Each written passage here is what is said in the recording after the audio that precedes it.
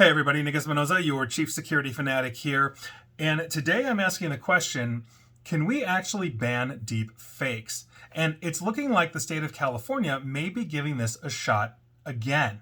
Now, here's why I'm asking the question, and I'm cribbing from the Associated Press. I had a really good write-up on this, but here's what's going on essentially in California. Their lawmakers approved a host of proposals this past week aiming to regulate the artificial intelligence industry, combat deepfakes, and protect workers from exploitation by the rapidly evolving technology that we're all adopting and therefore displacing a lot of workers. Now, we are going to focus on the deepfake side of this, specifically on the politics side of it, but there's a lot that is going on in California, but this is a big one, and I'll get to that in a second.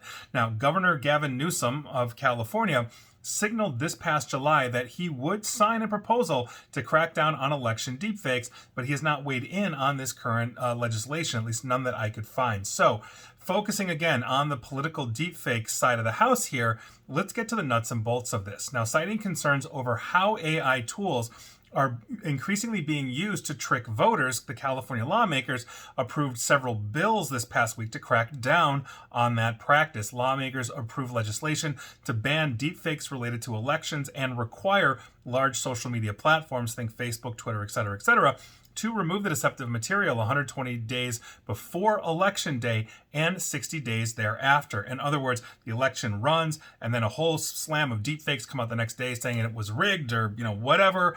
No, they're saying the Facebooks and Twitters of the world have to ban. Now, remember, Facebook is headquartered in California out of around Silicon Valley, and traditionally so has Twitter, although I know Elon Musk has been moving a lot of his operations to Texas, but I believe Twitter is still there as well. So political campaigns would also be required to publicly disclose if they're running ads with materials altered by AI. So here's the thing. If you're a regular listener or follower of mine, then you know that I think we really have a serious deepfake problem in the United States, as well as allied countries, etc., and it's a rampant political problem that we are seeing. Now, it's not to say the other deepfake issues aren't important. California is moving towards getting child sexual abuse material that has been deepfake generated. One of the bills that they have passed prevents that or attempts to prevent that, etc.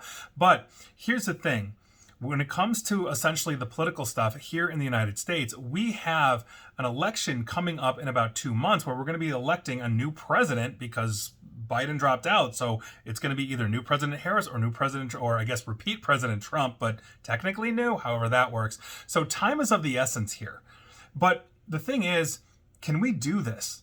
Can we really actually do this? California, for the record, has already tried this. Back in 2019, the governor approved Assembly Bill 730 entitled Elections, Deceptive Audio or Visual Media. And that bill said, and I quote, prohibit a person, committee, or other entity within 60 days of an election at which a candidate for elective office will appear on the ballot from distributing with actual malice materially deceptive audio and or visual material of the candidate with the intent to injure the candidate's reputation or deceive a voter into voting for or against the candidate unless the media includes a disclosure stating that the media has been manipulated, end quote. And so they've had this on the books for a while. And remember, back in 2019, and this came to fruition in 2020, this essentially was before the chat GPTs of the world. I mean, deepfakes were starting to come into their own, but now they've gotten 1,000 times worse. Also, for the record, back then, this made California one of the first states to actually pass anti-deepfake legislation in 2019.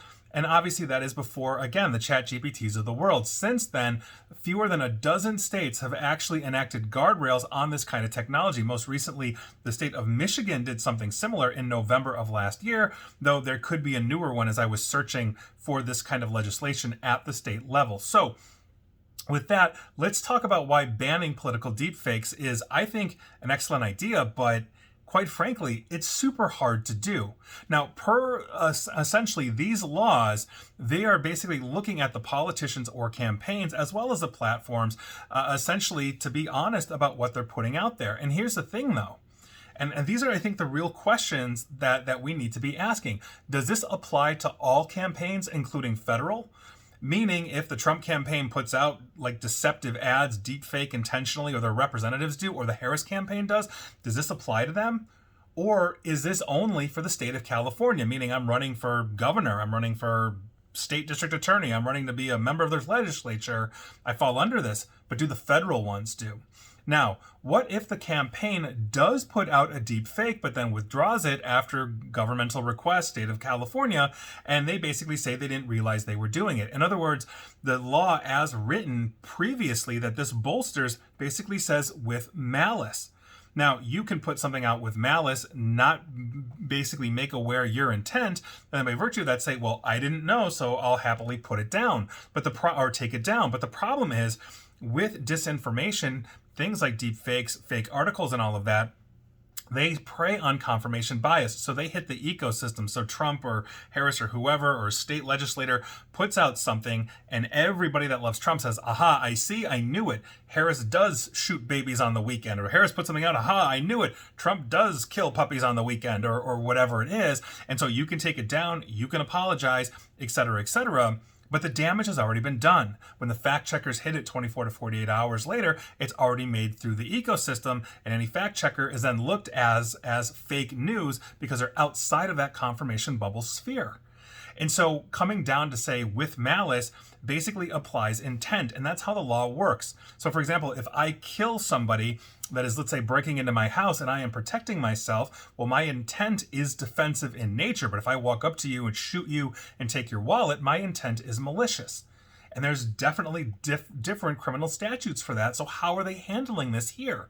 Now, on top of it, what happens to a person not formally affiliated with a campaign, but is drinking the proverbial Kool-Aid of the politician and then shares deep fakes that benefit them?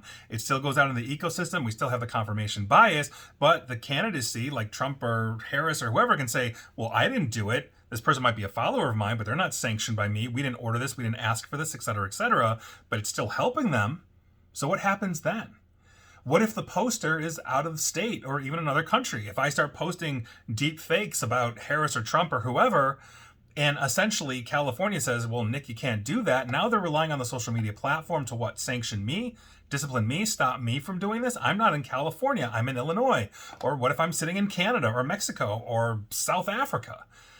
This is what we're talking about. How do these laws extend? They don't have the same weight, California doesn't, as something like the EU, where they can extend these laws and then prosecute accordingly. What if it's a foreign intelligence operation? They'll just spin up a whole bunch of new fake accounts on Facebook because Lord knows they're not monitoring. And here we are. On top of this, Facebook and Twitter, as well as all the other major platforms you can think of, have been cutting their safety and trust teams for the last couple of years for stock performance improvement and all these things. I've talked about that extensively.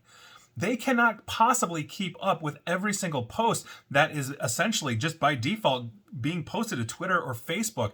Facebook has billions of users, many of which are posting multiple times a day.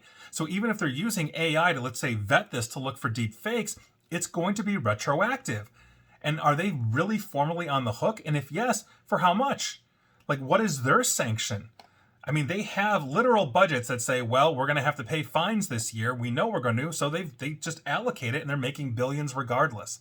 This is the problem that we have. And while it's a noble concept and from the optics of it, yeah, we absolutely should not have deep fakes, disinformation, whether it's fake news, fake articles, audio, video, whatever it is, in an election, but we do. And while we attempt to regulate this, is what these bills proposing actually going to do that? And I think no. I don't think they are. And while I think it's a noble attempt, and again, I'm all for banning these deep fakes, you have to have teeth behind this. You know, Brazil just shut down Twitter. You know, Brazil wouldn't take down, or rather Twitter wouldn't take down posts by, I think it was like Brazilian Nazis or something like that. They were formally requested by the government.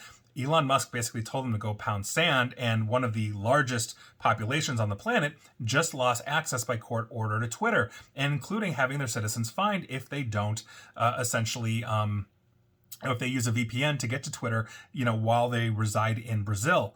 Now, that may have teeth behind it, but that is actual economic damage because, again, you're talking about a massive population with buying power that can no longer access your platform. Therefore, advertisers leave. Therefore, it's a huge blow to the platform. So can California do that?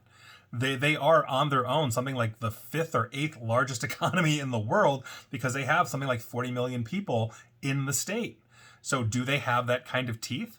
This doesn't really say that it does, but I think this is a big one. So there you go. We're going to see what happens with this. But quite frankly, as we move towards one of the most contentious elections in modern history, if not the most, deepfakes are rampant. And while I applaud them for trying something, I just don't see how it's going to work. And that's sad just all around.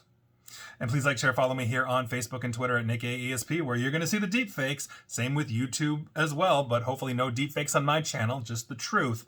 And as always, stay safe, stay online, and please, just please, attempt to stay private and also accurately informed. Take care.